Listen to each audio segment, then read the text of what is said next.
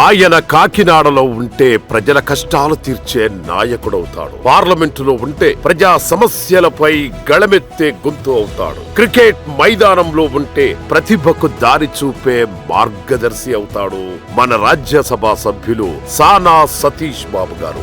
రాజకీయ రంగంతో పాటు ఆయన ఎంచుకున్న క్రీడా రంగంలో అంతే ప్రభావం చూపే వ్యక్తిగా కొనసాగుతున్న లీడర్. ఢిల్లీ నుండి గల్లీ వరకు ఆయన పేరే వినిపిస్తుంది. ఆయన చేసే పనే కనిపిస్తుంది. ఉదాహరణకు వైజాగ్ స్టేడియం రూపురేఖలు మార్చడం దగ్గర నుండి మహిళా వరల్డ్ కప్ కి ఆతిథ్యం ఇచ్చే వరకు అన్ని తానే చేశారు. ఆయన చేసే ప్రతి పనిలో ఒక మార్పు కనిపిస్తుంది. గత 10 ఏళ్లలో 15 మ్యాచ్లు మాత్రమే జరిగితే ఈ ఒక్క సంవత్సరంలోనే 9 అంతర్జాతీయ మ్యాచ్లు నిర్వహించిన ఘనత ఏసీఏకి సొంతం. ఇది ఆరంభం మాత్రమే. అంతర్జాతీయ క్రికెట్ తో పాటు ఐపీఎల్ సందడి ఇంకా కొనసాగనుంది. అటువంటి అంతర్జాతీయ మ్యాచ్ల ద్వారా ఆంధ్రప్రదేశ్ ఖ్యాతి పెరగడంతో పాటు వైజాగ్ కి అంతర్జాతీయ గుర్తింపు కల్పించారు. ఇలా ప్రత్యక్షంగా రాష్ట్ర ప్రభుత్వానికి, పర్యాటక రంగానికి కేవలం ఒక్క సంవత్సరంలోనే కోట్లాది రూపాయల ఆదాయం సమకూరింది. దేశంలోనే మొదటిసారి ఒక రాష్ట్ర క్రికెట్ అసోసియేషన్ కి అంతర్జాతీయ కోచ్లను నియమించి కొత్త క్రీడాకారుల ప్రతిభను వెలికి తీయడానికి ప్రణాళికను రచించారు. సీఎం చంద్రబాబు గారు తన విజన్ తో